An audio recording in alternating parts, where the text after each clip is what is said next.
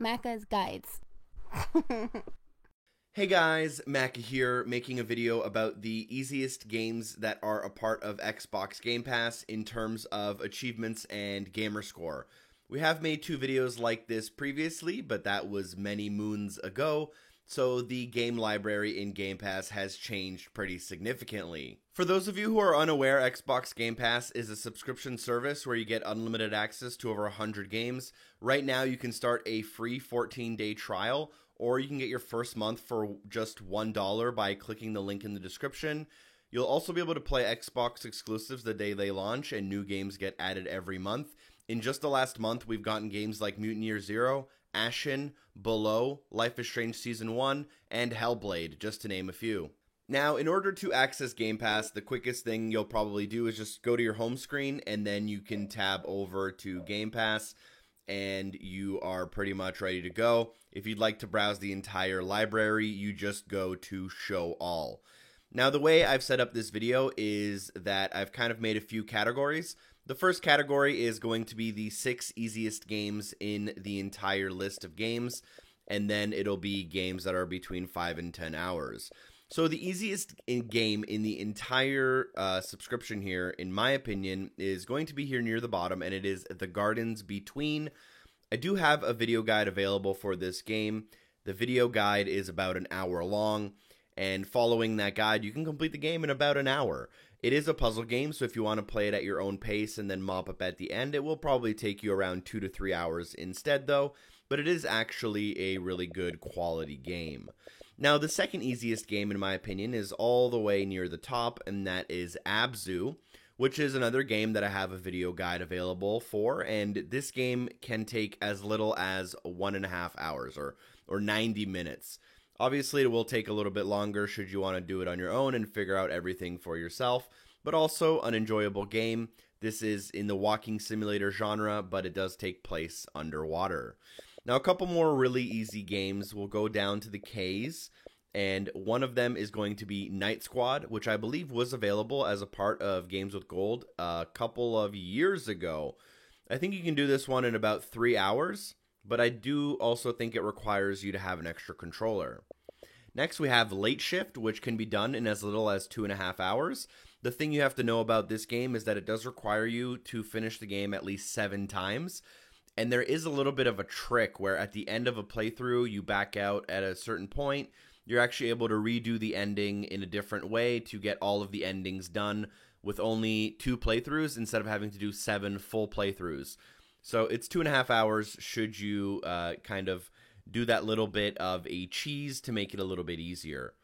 Going down to near the bottom of the list again, we have a 3 to 4 hour completion in the game called The Swapper, a puzzle game where you actually can beat the entire game and not get a single achievement or trophy. So this one will require you to use a guide, but also not a bad game. As you probably noticed, most of the games in Game Pass aren't bad. A lot of the really bad games, especially the bad games with easy gamer score, are probably not going to make their way to Game Pass because they're likely games that people aren't going to want to play anyways. Thomas Was Alone is another recommendation I would have. A 3 to 4 hour completion. This is one of my favorite games of many years ago. It is a puzzle platformer by Mike Bithell, and it has a lot of personality. It's a really cool game. It really actually kind of changed the genre of puzzle platformers, in my opinion, and has a really cool and unique story. Last but not least, in our easiest games category, I'm going to have Unmechanical Extended, which should take around 2 to 3 hours. It is a puzzle side-scrolling platformer where you are a little kind of ship that sails across the screen. And yeah, should you want to follow a guide, it will definitely speed up the process. It does have odd gamer score achievements. So if you are a person who has an achievement, or a gamer score that ends in like a 2 or a 7, I do believe this game has achievements that are worth 33. So if you really wanted to, you could load up this game and also fix your gamer score to end in a 0 or a 5, if that is your thing. But getting the full 1000 only takes a couple of hours. Next up, we'll go back to the top of the list, and we'll go through games that take between 5 and 10 hours, and we'll go through them alphabetically from the top, starting with the game Cluster Truck, which can take around 8 to 10 hours, but does require a fair bit of skill. Then, not far from that, we have Costume Quest 2, a game that also takes around 8 to 10 hours. This is a Halloween game, which I would probably recommend that you play around Halloween time, as a lot of the charm of the game is lost during the other parts of the year. So we have another couple of months, to say the least, before the next Halloween, if you so want to follow my advice. But a really cool, fun, cute game where you can do it in, like I said, 8 to 10 hours. Now, one of the brand new games that just recently launched is Hellblade: Senua's Sacrifice. And this is a fantastic game that I would recommend you play regardless of whether or not you want easy achievements. Playing through the game lasts about 5 to 8 hours, depending on how, slow you like to go through your games. And doing a playthrough will grab you 900 out of 1,000. The last achievement you will be required to get will be to collect all of the collectibles, so you can do that as you are going through the game. However, if you miss a collectible, you will have to restart the entire game to find it. Now, I do have a guide available on my channel for the collectibles, should you want to follow it. And if you follow it, you will be able to get that 1,000 gamer score in around 6 hours. Next, we have Hue, which is a puzzly platform game where you change the color of the background to kind of solve the puzzles in the world so you can proceed. 6 to 8 hours for this game. Human Fall Flat. This is a game that takes around 6 to 10 hours. I do believe it has some online achievements you will need to grab. You probably want some friends if you want to make those as fast as possible. Also, it does have some DLC, so if you're a completionist who likes to have, 100% in every game, and that includes the DLC, this game does have DLC, which I believe is $5, but it is extremely quick and easy. Next, we have Inner Space. This is a game I don't know too much about. I believe you are a ship of sorts and you fly around, and it is similar to the game called Air, spelled A-E-R. And you fly around, you find some kind of collectibles, there's a loose story, and eventually you finish the game. This one, I believe if you really know what you're doing, you can do it really quick, but there isn't a lot of information about it, so I believe a lot of people still take quite a bit of time to finish it. Then we have Manual Samuel, 6 to 10 hours, but I don't have much to say about this game. Max, The Curse of the Brotherhood, another 8-hour game. This is pretty good. It feels like a kid's game, and I think most people write it off as a kid's game, but it is actually a really cool, unique, and fun game. It was, I believe, a launch title for the Xbox One, and I believe the devs that were then working on something else ended up getting canceled. So there's a whole lot of history and story behind this game, but nonetheless, Max, The Curse of the Brotherhood, cool game if you want to play it. Next to that, we have Mega Coin Squad, which you can complete in 8 hours, although it does require a little bit of skill and grinding. Then we have NBA Playgrounds, which can be done in 6 to 8 hours. However, as I understand, this game was supposed to be removed from the Xbox store. So for some reason, it is still showing up in Game Pass, and you might be able to download it.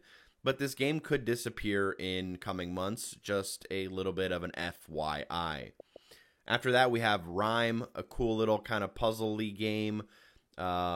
If you follow a guide, I think it can be done in as little as 4 or 5 hours, but I think most people are completing it around 7 or 8. Next to that, we have Renegade, Riptide GP Renegade, a 10-hour game. It's a racing game on jet skis. Next to that, we have Rise and Shine, which you can get 900 gamer score in about 3 hours. However, the last achievement for 1,000 is extremely difficult and requires a lot of skill. Moving on from there, we have the title Super Lucky's Tale, another kid's game, but it's actually not that bad if you're not a kid. This one takes 8 hours to get the 1,000, but does have a lot of DLC and title updates. So there are 2 DLC packs for $5 each. Then there's also some title updates where you can grab some achievements, but those are mostly take a lot of time. But you can get the original 1,000. I do have guides available on the channel, which can bring your time down from 8 hours closer to 5 or 6, though. Then we have Super Time Force Ultra, right? That's what it's called, I think. Super Time Force. Anyways, this game does require a fair bit of skill. Can be completed the full 1,000 in about 8 hours. Does have DLC, which is incredibly difficult. I actually really like this game. It's actually made by Capybara Games, the people who recently put out the game Below. Then we have the Final Station, quite a unique game. It has 1,000 gamer score, where you can get that in about 6 to 8 hours. But it also has a DLC pack, which offers 1,300 gamer score, which I think might be one of the biggest DLC pack gamer score offerings of all time. The DLC takes another 6 to 8 hours, so you can get over 2,000 gamer score in around 12 hours in the Final Station. Now, the last category of games we'll be talking about is Xbox 360 games that do offer gamer score and are quick completions, but do not offer the full 1,000. The first game I'll recommend in this category is Garou: The Mark of the Wolves. You can do this 200 gamer score in about 2 to 3 hours. Then we will go down to the M's and look for Monday Night Combat, another 200 gamer score in 2 to 3 hours. Then in the S's, we have Samurai Showdown 2, 3 to 4 hours. Then we have Sonic and Knuckles, 3 to 4 hours. Then we have Stacking, 5 to 6 hours. And we have The Maw, 5 to 6 hours as well.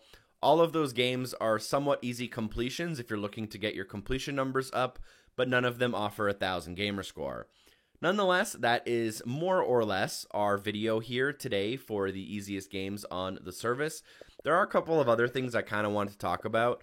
For example, the game Below. I think I mentioned this earlier, but if I actually might not have. This is not an easy 1,000 by any means, but you can get 500 gamer score in about an hour or 2 hours if you have a rough idea of what you're supposed to do in the game. Additionally, there are other really cool games I would probably recommend on the service, like Doom, where, there's Doom Eternal coming out in 2019. Probably recommended you go back and you play Doom if you haven't played it. It is on the service. You have all of the Gears of War games, all of the Halo games. Hitman 1 is a fine recommendation. There are a lot of games on the service that aren't necessarily great, but at the same time, they're good enough that they're worth your time if you already have the subscription. For example, games like Onrush, games like Quantum Break, which I think everyone should play at least one time. Games like even Strange Brigade or Sniper Elite, or, there's a lot of games here that I would recommend if you have, time to kill in your schedule. Even a game like PUBG, where I've played this game for like 600 hours, and that's just one game in the entire list. Nonetheless, thank you guys so much for watching the video. I hope it was helpful, informational, and all that jazz. Also, I think I also forgot to talk about Oxenfree, which you can do in about 10 hours should you want. I swear I looked for this game earlier and it wasn't on the list. I promise you, I was going through the list and it wasn't here. I remember Payday 2 specifically being like in the first block. Nonetheless, I don't know. This list updates all the time. There are always games coming in and leaving the service. Mortal Kombat 10, for example, just recently got added, but I think Metal Gear Solid 5 Ground Zeroes is a game that is soon coming out of the service. So games are leaving, games are coming in. Every month it changes, which means there will probably be another video like this in around 6 to 8 months. Thank you guys so much for watching. I hope the video was helpful. Share the video with a friend. Drop a like. The likes really help get the video kind of circulated around YouTube. Sharing the video with a friend is obviously super appreciated and also really, really helps out the channel. And I am so appreciative of anyone who kind of shares it, in any way, whether you drop a link for a friend or share it on Twitter. Thank you so much for watching. A special thanks to the amazing people on Patreon for supporting the show. And hopefully I see you guys next time. Peace.